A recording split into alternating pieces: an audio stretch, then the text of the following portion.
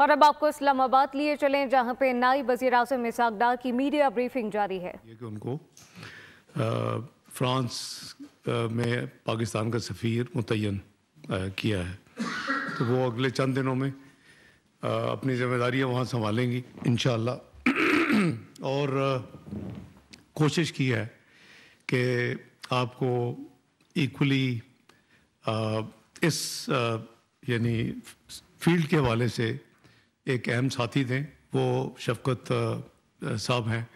انشاءاللہ اگلے ہفتے سے وہ آپ کے ساتھ ہوں گے ویکلی بریفنگ میں۔ تو آپ کو یاد ہوگا کہ 2024 کافی امپورٹنٹ سال تھا ہمارے لیے۔ الیکشنز کے بعد PMLN کو مینڈیٹ ملا، عوام نے مینڈیٹ دیا، اور وزیر اعظم شہباز شریف صاحب وزیر اعظم منتخب ہوئے۔ کافی سیریس چیلنجز تھے، بڑی ہائی انفلیشن تھی، 30s میں تھی، انٹرسٹ ریٹ جو کہ بزنس کو بالکل اکانومی کو چلنے نہیں دے رہا تھا، وہ 30s میں انفلیشن کے ساتھ ساتھ 22% پہ بیس ریٹ تھا، یعنی اسٹیٹ بینک کا پالیسی ریٹ جسے کہتے ہیں۔ تو 2-3% ایڈ کر لیں منیمم جو بینک اپنا مارجن رکھتے ہیں لینڈ کرتے ہوئے، تو وہ 25 سے تو کوئی بزنس اس میں چل ہی نہیں سکتا۔ اسی طرح GDP گروتھ جو حال تھا، اور دوسری طرف کہتے تھے کہ پاکستان سفارتی تنہائی کا شکار ہے۔ تو یہ لیتے ہی ذمہ داری آبویسلی ہم تمام فرنٹس پہ کام شروع ہوا، اور وزیر اعظم شہباز شریف نے پرسوں 31 کی رات کو آپ کی موجودگی میں اڑان پاکستان جو ہے اکانومی کے حوالے سے وہ ایک روڈ میپ قوم کے ساتھ شیئر کیا۔ وہ بیسیکلی جو ہمارا نیشنل اکنامک کونسل میں جو جون میں ہمارا 5 سال کا ہمیشہ 5 ایئر پلان ہوتا ہے پاکستان کا، کافی کنٹریز اس طرح اپنے پلانز بناتی ہیں، تو 2024 2029 کا جو پلان ہے وہ اس کو امپلیمنٹ کرنے کی اکنامک روڈ میپ وہ پرائم منسٹر صاحب نے قوم کے ساتھ اور آپ کے ساتھ شیئر کیا 31 دسمبر کو۔ الحمدللہ ایفرٹ سے اس گورنمنٹ کی معیشت کی سائڈ پہ کافی چیزیں امپروو ہو چکی ہیں۔ پالیسی ریٹ 22 سے 13% پہ آ چکا ہے، انفلیشن جو ہے وہ 5% کے ارد گرد آ چکی ہے۔ ابھی تو اس مہینے 5% سے بھی کم ریسنٹ نمبرز آئے ہیں، اور ریمیٹنسز میں الحمدللہ اچھا ٹرینڈ ہے، اضافہ ہو رہا ہے فورن ریمیٹنسز میں۔ اس کے ساتھ ساتھ GDP گروتھ میں اکنامک ایکٹیویٹی کے چلنے سے اس میں بھی پازیٹیو انڈیکیشنز ہیں۔ فارن ایکسچینج ریزروز الحمدللہ بہتر ہوئے ہیں اس پیریڈ میں، اور اس کے ساتھ ساتھ جو ایک ہوپ ہے انشاءاللہ جو قوم کے ساتھ وعدہ کیا تھا، اس کے اوپر بھی پوری طرح میاں شہباز شریف صاحب کی قیادت میں حکومت کوشاں ہے۔ ایک عوام کا بجلی کا بوجھ کافی زیادہ تھا، اس کے ملٹیپل ریزنز تھے۔ ایک جو پاکستان کی کرنسی پچھلے چند سالوں میں 104 پہ میاں نواز شریف صاحب نے چھوڑا تھا جب میں ان کے ساتھ وزیر خزانہ تھا 2017 میں، تو وہ بس آنن فانن وہ آسمان پہ پہنچ گئی۔ تو یہ ایک ایسی اس کا جو سب سے تکلیف دہ اس کا امپیکٹ ہوتا ہے۔ ایکسپورٹ تو پتہ نہیں بڑھتی ہیں کہ نہیں بڑھتی، کیونکہ آج تک تو ڈیویلیویشن جو ہے جو مین ٹول سمجھا جاتا ہے کہ جی اس کو فری چھوڑیں ایکسپورٹس بڑھیں گی، اور 8% کو پرموٹ کرتے کرتے ہم 92% کو بوجھ میں لے آتے ہیں پوری باقی جو ہمارا معیشت ہے۔ تو ایکسپورٹس بھی الحمدللہ اب چونکہ کچھ عرصے سے پچھلے سال سے کرنسی اب سٹیبل حالت میں ہے، اور ایکسپورٹس بھی اچھا ٹرینڈ شو کر رہی ہیں الحمدللہ، اس میں اضافہ ہو رہا ہے، IT میں اضافہ ہو رہا ہے اور سیکٹرز میں اضافہ ہو رہا ہے۔ تو یہ جو سارے جو کمبائنڈ فیکٹرز ہیں انشاءاللہ آپ نے دیکھا کہ میاں شہباز شریف صاحب نے پہلے 200 یونٹ تک کے لیے ایک خاص اسکیم دی, پھر پنجاب نے 200 سے 500 تک. تو وہ کوئی یعنی لو کاسٹ آئٹم نہیں تھی. جو پہلی فیز تھی 200 یونٹس کے لیے گرمیوں میں, وہ 50 بلین روپیز کی اس میں سبسڈی تھی. اور جو پنجاب نے کیا اس میں بھی قریباً 57 سے 60 بلین کا اسٹیمیٹ ہے, تخمینہ, فائنل فگرز آ جائیں گے. تو اکنامک سائڈ پہ الحمدللہ تھنگز آر گیٹنگ بیٹر.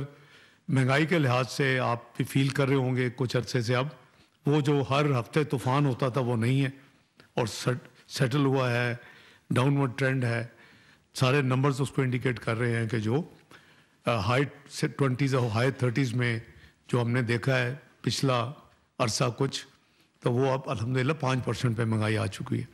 بجلی میں بھی جیسے میں نے عرض کیا کہ وزیر اعظم شہباز شریف نے پوری ہمت اور کوشش کے ساتھ جو سپیس نکل سکتی تھی لوگوں کے لیے نکالی, اور عوام کو اس کی ریلیف دی. اور ابھی بھی وہ اس کام میں لگے ہوئے ہیں, کیونکہ پھر گرمیاں آ رہی ہیں. تو دیٹ ڈزنٹ مین کہ there is any dull moment for the government. جہاں تک ہمارا وہ جو تھا کہ جی ہم سفارتی تنہائی کا شکار ہیں, آپ میں سے بہت ساتھی کو یاد ہوگا کہ کوئی 1.5 سال پہلے یہ عام بات ہونی شروع ہو گئی تھی, اور یہ قریباً حقیقت بھی تھی. تو انپریسیڈنٹڈ جو چیلنجز تھے نیشنل لیول پہ, ریجنل لیول پہ, گلوبل لیول پہ, تو ہماری جو کنسسٹنٹ اور سکسیزفل اپروچ وہ یہی تھی کہ ہم نے اپنا ڈپلومیٹک فٹ پرنٹ بڑھانا ہے. ہم نے تمام خاص کر ریجن میں جو ہمارے نیبرز ہیں, ہمارا پیریفری میں central Asian states, south Asia میں, تو یہ ساری چیزیں اس حکومت کے ایجنڈے پہ تھیں. اور آپ نے دیکھا کہ پچھلے 1 سال میں الحمدللہ وہ جو ایک پرسیپشن تھی یا ایک ریالٹی تھی وہ بالکل ہوا میں اڑ چکی ہے. الحمدللہ آج پاکستان پوری طرح ایکٹیویٹڈ ہے, پوری طرح تمام یعنی ڈائمینشن میں, بائی لیٹرل ہو, ملٹی لیٹرل ہو, تمام فورمز پہ فارن آفس اپنی ذمہ داریاں ادا کر رہا ہے. کیونکہ کچھ لیولز ہوتے ہیں ان میں جو جتنی ایکٹیویٹیز ہوتی ہیں تمام فورمز پہ, بائی لیٹرل ہوں یا ملٹی لیٹرل ہوں, اس میں سینئر آفیشلز لیول ہوتا ہے, ورکنگ لیول ہوتا ہے, سینئر آفیشلز لیول ہوتا ہے, پھر منسٹریل لیول ہوتا ہے, پھر ہیڈز آف گورنمنٹ یا ہیڈز آف اسٹیٹ لیول ہوتا ہے. تو تمام لیولز پہ ایکٹیویٹی جو ہے وہ الحمدللہ موفا جو ہے فارن آفس اپنی ذمہ داریاں نبھا رہا ہے.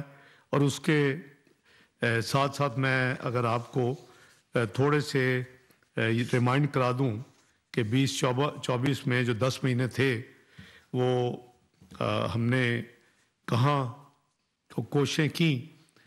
اس کا جو کور ہمارا اپارٹ فرام اکنامک ڈپلومیسی, جو میں نے پہلے دن آ کے اپنے ساتھیوں کو کہا تھا فارن آفس میں کہ آج سے ہم کنونشنل ڈپلومیسی کے ساتھ ساتھ اکنامک ڈپلومیسی بھی کریں گے, کیونکہ اب دنیا میں economy is the name of the game.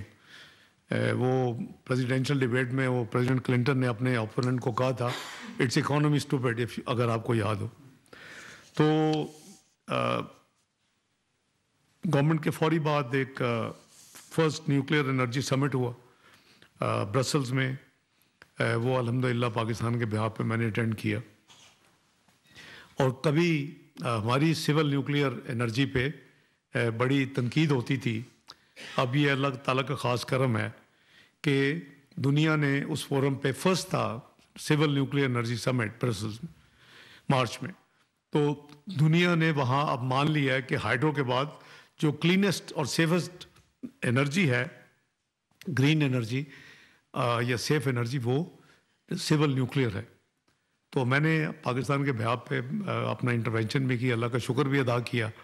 آپ کو پتہ ہے کہ ہماری حکومت نے پی ڈی ایم کی حکومت کے وقت हमने C5 का चश्मा 5 का जो चीन के साथ जो हमारी नेगोशिएशंस थी वो हो चुका है और उसकी शुरुआत हो चुकी है अल्हम्दुलिल्लाह।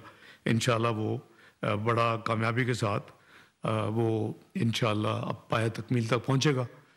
जो मियां नवाज शरीफ साहब के ज़माने में K2 K3 दोनों कराची में जो हमने न्यूक्लियर शुरू किए थे करीबन 2500 मेगावाट के दोनों मिला के, तो वो भी पाया तकमील तक पहुंच चुके हैं।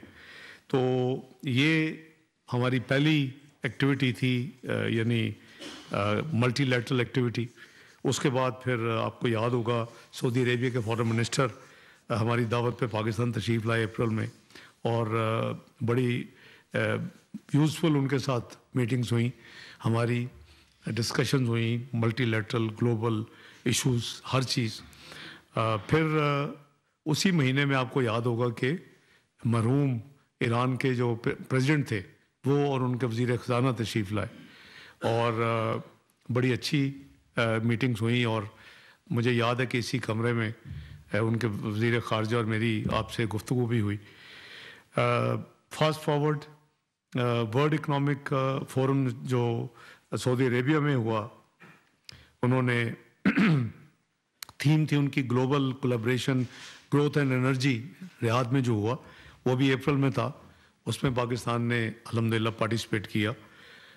उसके बाद उसी अगले महीने में OIC समिट था बैंजोल गैम्बिया में, उनके कैपिटल बैंजोल में। तो मेरी ड्यूटी लगी कि मैं मिनिस्ट्रियल मीटिंग भी अटेंड करूं और साथ मैं समिट जो है उसमें भी पाकिस्तान की नुमाइंदगी करूं। तो अल्हम्दुलिल्लाह वो बड़ा कामयाब था। हमने सिर्फ उस फोरम पे नहीं, जितनी मीटिंग्स हुई हैं, जितने जो मैं आपको काउंट क्विकली करवाऊंगा ब्रीफली, तो हाँ, हमारा जो कोर एजेंडे में जो शामिल होता है वो जम्मू एंड कश्मीर, उसके हवाले से जो वहाँ कुछ हो रहा है और जो होना चाहिए और जो एक हिस्ट्री है, और साथ गाज़ा एंड वो हमारी एक यानी भरपूर हमने नुमाइंदगी की है। मैं भी आपको I will run down few important event जो हमने अटेंड किए, पाकिस्तान के बिहार पे पार्टिसिपेट किया। और जो नई चीज़ हमने 15वें OIC में बेंजोल में की पाकिस्तान की नुमाइंदगी करते हुए, वो इस्लामोफोबिया के ख़िलाफ़ हमने आवाज़ उठाई। बाकायदा हमने कैंपेन की, हमने मिनिस्टर्स को कन्विंस किया कि जी इसके ख़िलाफ़ एक special envoy secretary general OIC का होना चाहिए जो फुल टाइम ये काम करे। और अल्हम्दुलिल्लाह वी सक्सीडेड। उस मीटिंग में कुछ ममालिक के अपने अपने होते हैं ये इन मल्टीलैटरल फोरम्स पे, लेकिन जो होता है रिजल्ट जो एंड में क्या निकले, तो कुछ रेजिस्टेंस थी, लेकिन फिर वो अपॉइंटमेंट भी हो गई। जो पाकिस्तान में तुर्की के सफ़ीर थे उन पे कुरा निकला, वो आपको पता है बड़े पढ़े लिखे प्रोफेसर थे, तो उन पे कुरा निकला और वो अभी वो OIC सेक्रेटरी जनरल के स्पेशल एनवॉय हैं ओनली फॉर इस्लामोफोबिया, इसको हैंडल करने के लिए। तो अल्हम्दुलिल्लाह वो हमसे अच्छा अल्हम्दुलिल्लाह काम हुआ।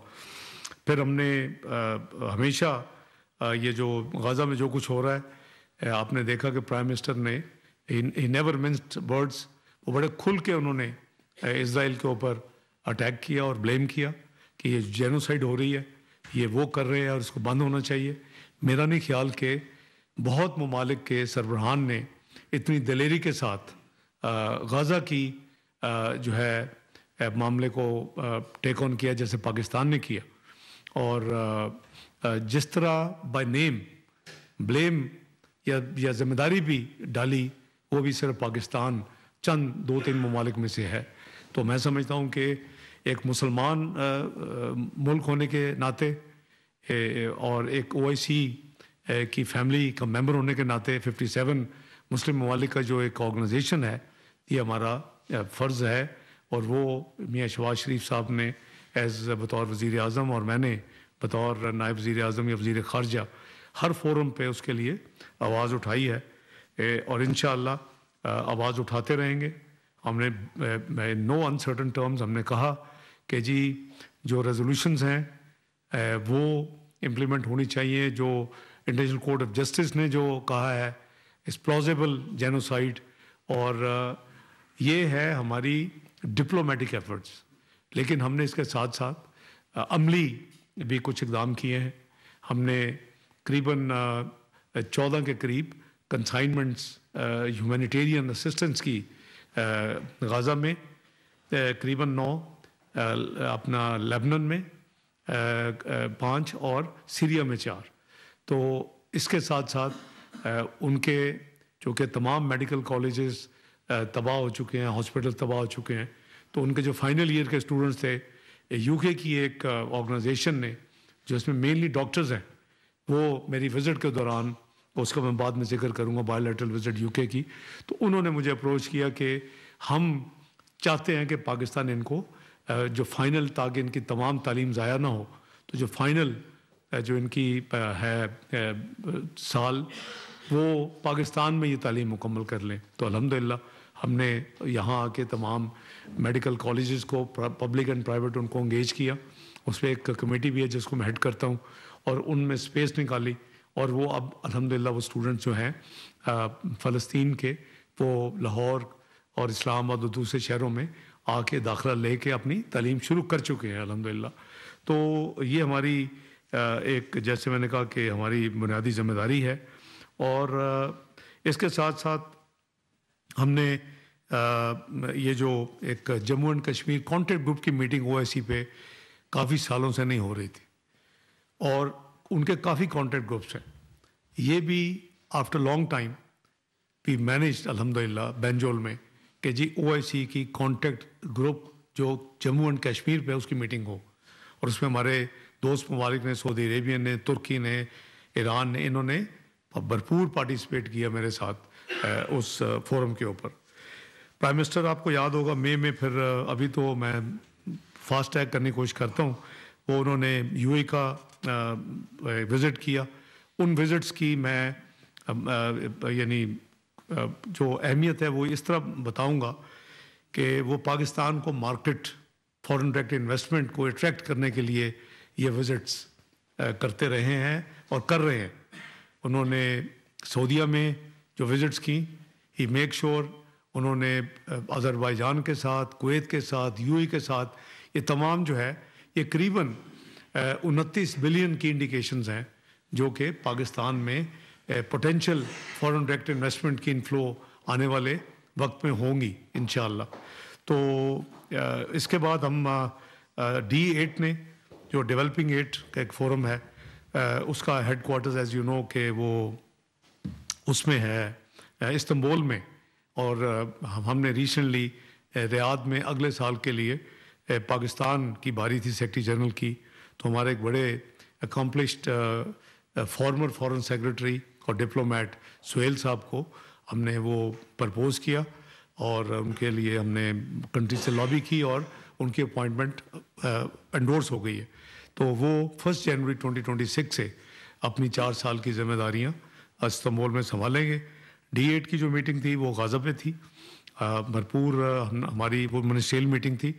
اس کے ہوسٹ میرے بھائی ترکی کے فارن منسٹر حقان صاحب تھے، اور میٹنگ جو آفیشیل جب ختم ہوئی تو جو ترکی کے صدر ہیں طیب اردوان صاحب نے پھر تمام منسٹرز کو انوائٹ کیا اور ان کے ساتھ انفارمل گفتگو کی. اس کے بعد جون میں آپ کو یاد ہوگا کہ اپنا جو ہے کنگ آف جارڈن، ایجپٹ کے صدر اور UN سیکرٹری جنرل نے اسی غزہ کے اوپر، کیونکہ دنیا میں آگ لگی ہوئی تھی، بچے معصوم اور عورتیں مر رہی تھیں اور شہید ہو رہے تھے، لاکھ سے اوپر یعنی زخمی ہو چکے تھے. تو ساری دنیا ذرا سے بھی اگر ضمیر ہے تو وہ اس میں وہ انٹرسٹ لے رہے تھے اور کوشش کر رہے تھے. تو یہ پھر عمان میں میٹنگ ہوئی، اس پہ بھی ہم نے اپنا بھرپور آواز اٹھائی. اور اس کے بعد پھر پرائم منسٹر جون میں آپ کو یاد ہوگا چائنا آفیشیل وزٹ پہ گئے، اور اس وزٹ میں قریباً 23 MOU سائن ہوئے جس کے اوپر پروگرس جاری ہے. اور ساتھ ساتھ CPEC کی فیز 2 پہ وہاں بات چیت ہوئی، وہ معاملہ سارا فائنلائز ہوا. اور وہ بھی آپ دیکھ رہے ہیں کہ ML1 जो कराची से हैदराबाद रेलवे का है या जो काराकोरम है, दूसरे जो प्रोजेक्ट्स हैं वो उसके ऊपर अमल इस वक्त जारी है। इसके बाद प्राइम मिनिस्टर ने 2 और 3 जुलाई को ताजिकिस्तान का बायोलेटरल उनकी इनविटेशन थी तो उसको विज़िट किया और उसको अनेक्स किया, क्योंकि 4-5 जुलाई को heads of state Shanghai corporation SCO की मीटिंग थी आस्ताना में, तो साथ साथ है टाइम भी बचता है, तो पहले उन्होंने बायोलेटरल विज़िट की ताजिकिस्तान की और फिर heads of state summit attend किया आस्ताना में। मैंने उनके साथ उससे पहले, चूँकि जनरल फॉर्मेलिटी है कि समिट के वक्त पहले मिनिस्ट्रियल मीटिंग होती है फिर समिट होता है, तो वो अपने जो हमारे साथी हैं उनके साथ मिल के और मेन समिट जो था वो आपने देखा कि वो हुआ, और उसके साइड लाइन पे हमने ट्रायलैटरल मीटिंग भी की और वो तुर्की, पाकिस्तान और अज़रबैजान की थी। वज़ीर आज़म और दोनों सदूर तुर्की के और अज़रबैजान के, और वज़ीर आज़म शहबाज शरीफ ने साइड लाइन्स के ऊपर वो एक मीनिंगफुल मीटिंग की। उसका शायद अगला राउंड बड़ी जल्दी होने वाला है। फिर आपको याद होगा कि जद्दा में जितनी आग लगी हुई थी अगस्त में, फिर OIC मेंबर्स को इकट्ठा किया गया फॉरेन मिनिस्टर्स के लेवल पे, तो उनको इनवाइट किया गया कि जी बैठ के बात करें, क्योंकि हर रोज़ तकलीफ से खबरें आ रही थी और जुल्म व बर्बरियत जारी थी। तो वो मीटिंग हमने अटेंड की, और इसके बाद भी सितंबर में, जैसे कि आपको पता है कि यूनाइटेड नेशन जनरल असम्बली का जो इजलास है वो बड़ा क्रूशल था। कुछ हालात मुल्क में इस तरह के थे कि चीज़ों को हैंडल करना और काफ़ी जिम्मेदारियाँ थीं, तो फ़ैसला हुआ कि वज़ीर आज़म साहब अंगा में जाएंगे और मैं यहाँ रह के बाकी कामों को हैंडल करूँगा। तो उनकी जो आपने देखा कि दर्जनों हेड्स ऑफ स्टेट वज़ीर आज़म से साइड लाइन्स पे मीटिंग हुई, बड़ा कामयाब एक विज़िट था। भरपूर आवाज़ उन्होंने उठाई कश्मीर और गज़ा के फ़लस्तीन के हवाले से। तो अल्हम्दुलिल्लाह वो हमारी जो थी मीटिंग वो उन्होंने प्राइम मिनिस्टर साहब ने अंगा में पाकिस्तान की नुमाइंदगी का फ़र्ज़ अदा किया। इसके बाद मुझे बायोलेटरल विज़िट थी UK की। UK को जो उनके डेविड लेमी हैं, उनके फॉरेन सेक्रेटरी कह लें, क्योंकि उनका जो foreign secretary mean foreign minister, तो उनकी इनविटेशन पे मैं वहाँ गया। He was one of the first one two congratulate मी। अभी वहाँ इलेक्शन नहीं हुए थे, वो शेडो फॉरेन सेक्रेटरी थे। जून में उन्होंने मुझे, जब पाकिस्तान UN सिक्योरिटी काउंसिल का मेंबर बना। इस्लामाबाद में नायब वज़ीर आज़म इसहाक डार की मीडिया ब्रीफिंग जारी है। सब्सक्राइब करें और बेल दबाएं ताकि कोई खबर रह न जाए।